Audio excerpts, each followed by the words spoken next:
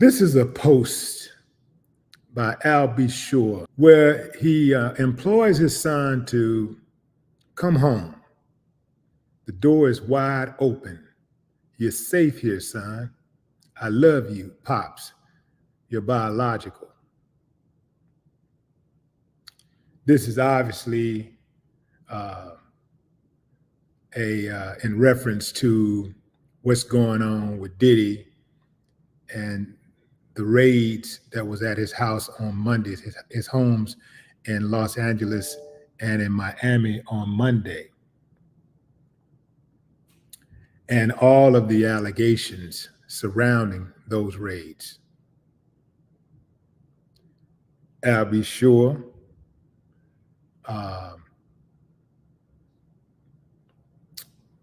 took to social media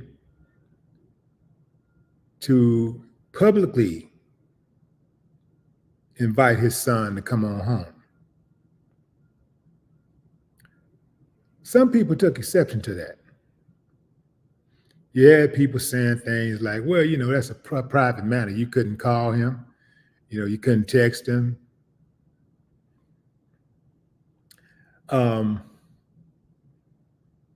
Here's the thing, fam, before I get into some of these comments, you know, it's very difficult to post anything on social media that's positive and not get an influx of negativity. It seems like people are just drawn to it, like everything. People have to see the cynical side of everything. To me, I thought it was just a simple post, a simple gesture of love for his son, saying, I got you, man. You know, you ain't out here all by yourself. I got you. You going through it? I got you. But you know people. Check out some of these comments, family. Oh, man. And I'm going to take myself off the screen so y'all can see the whole thing. My man, Dion Cole, I'll come back to his comment. I see Candace Matthews dropped a comment, and Sunshine Anderson. I see Serena dropped a comment, and now Matt Barnes dropped a comment. But you see a lot of them are saying stuff like, why so much hate? So this person here says, why is this a public letter? Somebody else said, you could have texted him this, y'all be social media parenting. Somebody stood up for Al and said, this man has never stopped expressing his love for his kids, ever.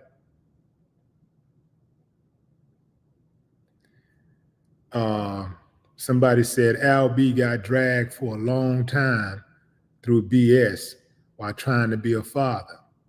If most of you paid attention or did your research, you would know. So what if he posted this on IG? It's the truth. Diddy is under investigation by the feds. Everybody needs to be at a safe distance.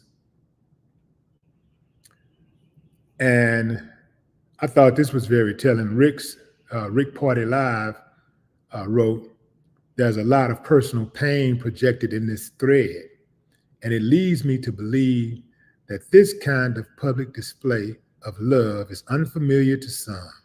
Good God, I'm pausing on that one, fam. Let me say that again.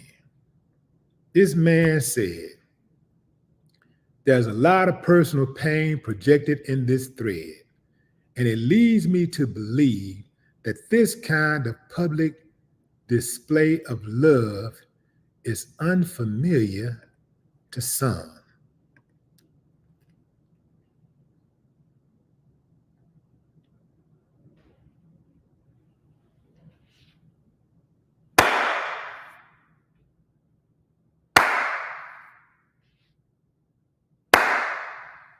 Salute, salute, salute. Rick, man, I couldn't have said it any better myself. Let's go back to the thread.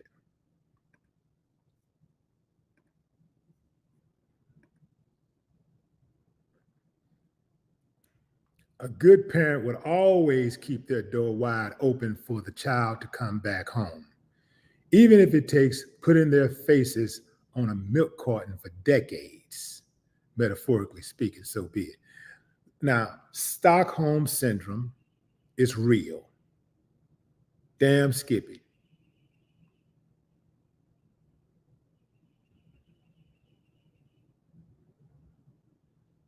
Somebody said he got to protect his sisters. That's what Kim, his mother, would want. I think two things can be true at the same time. At the same time.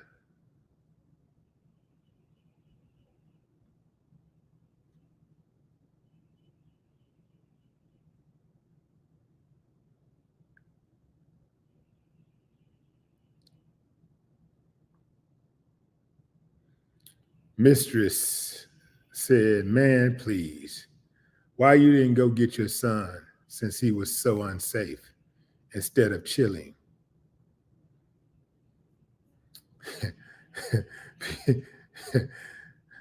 Somebody else said, why not send him a text? Why does everything got to be on social media?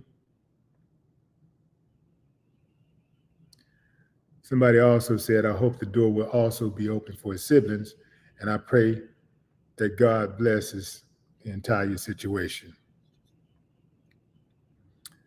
I'm sure that the door is open for his siblings. Al B. Sure, if y'all don't know, he's a good dude. I mean, I've been in this industry for a minute. I was in this industry, I believe, before Al B. Sure got into the industry. And I've never heard anybody say anything bad about Al B. Sure. I'm sure some people have said something bad about him, but I don't typically just hang around negative speaking people. So I wouldn't know. But if Al B. Sure had a bad reputation, I would know by now. I would absolutely know by now. Because you don't necessarily have to know someone to know that they have a bad reputation. Al B. Sure ain't got no stories out there like that. Al B. Sure is a good dude. And what I think that some people don't understand, somebody said, why didn't you just go get your child if he's so unsafe? Perhaps because he may have been charged with kidnapping. Since his wife had custody, Kim Porter, who's now deceased, had custody. And I believe they said that Diddy adopted him. And now he's a grown man. So you can't just go get a grown man and bring a grown man to come stay with you. You can extend the invitation, is what he did. And I personally don't see anything wrong with that particular post. A lot of times I do say to myself, you know, why don't people keep these matters private? But I think with such a public display of actions against Diddy and his son being somehow entangled in that perhaps he felt the need to let the world know, I'm still his daddy. I still got his back. And I'm here for him. I don't see anything wrong with that. Now you start talking about disciplining your child and trying to publicly embarrass him because they made some bad grades, or maybe they bullied somebody, or they was trying to be fast, they did something they wasn't supposed to do, so you whooping them all on social media, whooping them like you're riding a horse. That's different. That's different. That's vastly different.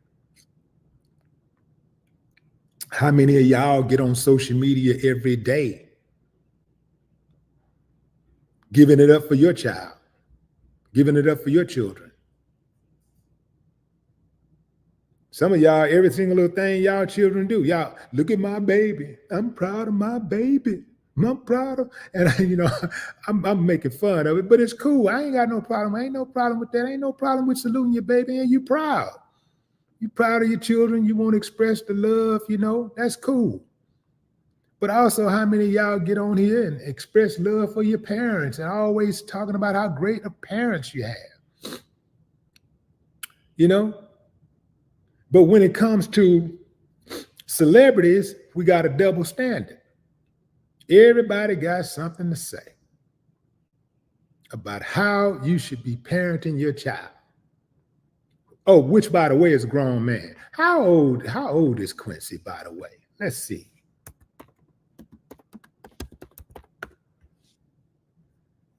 "32 years old. 32 years old. And by the way, again, is a spitting image of his father. It's unbelievable how closely they resemble.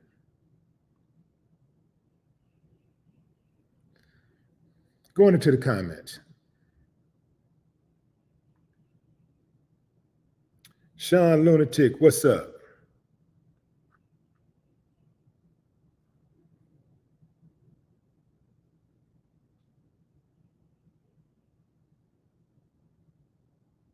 Yolanda Williams.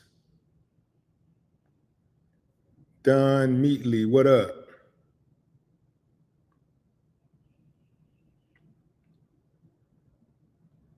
Somebody said grown but lives with Diddy.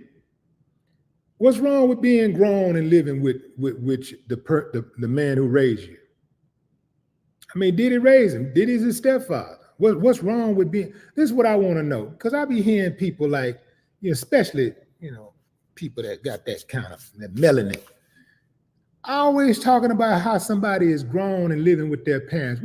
What's wrong with being grown and living with your parents? I've seen people that are grown and living with their parents be millionaires. I've seen I've seen them pool their resources. I've seen grown people living with each other and pooling their resources to build wealth. I got a buddy right now. They have a compound. It's like 5 families who live in the house. Everybody got their own rooms, and then they got a common area, but they got their own big, large bedrooms. Everybody got, they got the main couple's got a bedroom, and then their kids got their own bedrooms. They got a compound. Everybody live under the same roof, and they're rich, filthy rich. But you'll hear poor people and people who are living check to check say, "Hey, he's grown. He need to be on his own." Well, perhaps if more of us pooled our resources together, maybe we'll have more. If we learn how to work together. Yeah, there's something wrong when you grown and you living with your parents and you cutting up and you ain't got nothing going on. You ain't working towards something. You just laying up in the house and smoking and drinking and eating and having sex and just doing whatever you want to do. You pretty much just nothing, just existing. There's something wrong with that, I do believe. But if you're thriving towards something, if you're working, if you're progressive, even if it takes a moment of clarity for you to have to pump your brakes, maybe you're going through something and you need a break, or maybe you don't have enough to live on your own. Maybe you're grown, but you fell on hard times and you just can't afford to live in a nice, safe neighborhood or whatever for right now. And your parents say, "Come on, I got you." Whenever you decide that you are ready to move on, you can move on. And obviously you want to do this within respect, right? Because it's a bad idea to try to live with your parents and then you got your own family and You got unruly children, you unruly, you don't want to follow rules. If you're following the rules, you know, in your parents' house, you're following the rules, everybody respectful, the kids are respectful, it's a cohesive environment. What the hell is wrong with living with your parents? If you're healthy, if y'all living in a healthy environment and it's conducive to productivity, if you're growing, if you're building an empire, even if you're not building an empire, even if you're just there to be safe, what the hell is wrong with living with your parents? My home is going to always be open to my children. Now, they may not want to be living with me. They may want their own spot. They may want to live where they want to, and that's fine. But they know they can always come back to daddy. They know the door gonna always be open. I don't know where some of us get this stuff from.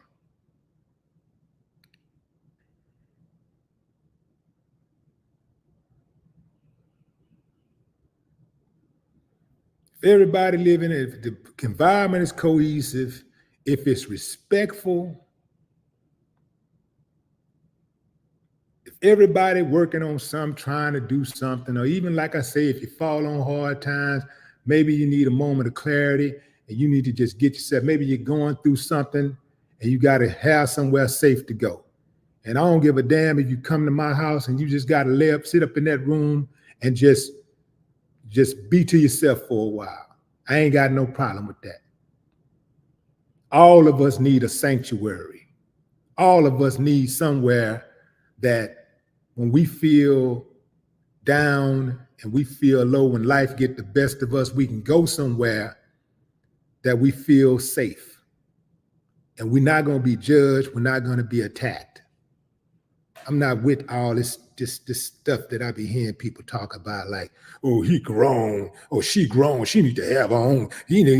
That's why a lot of times our children, we might do everything for them when they're young, and sometimes we don't give them the skills to get out there and get it on their own or whatever.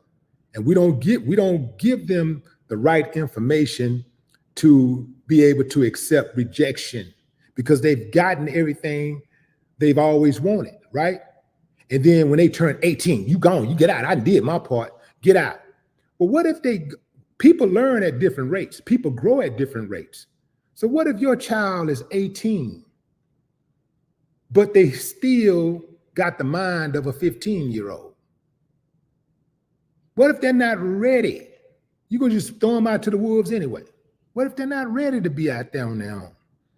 And this is what happened to millions of kids in the United States.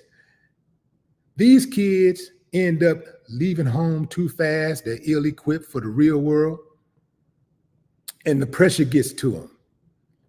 And they start doing drugs. They start drinking. They might get involved in criminal activity, trying to pay the rent, trying to pay those bills.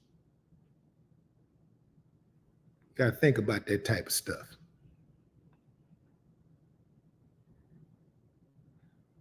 You go to these other countries. Some of these other countries you go to, it's natural for families to live together, multiple families to live together. And they got way more than some of us right here in the United States be talking all that crazy talk. They got way more than we ever had. And they're way more respectful toward each other. The children are way more respectful toward the adults. The adults are way more respectful toward the children. And guess what else? They take pride in taking care of their mothers and fathers in their old age. It's an honor. It is not a burden. In the United States, we've been trained to believe that it is a burden to take care of our elderly.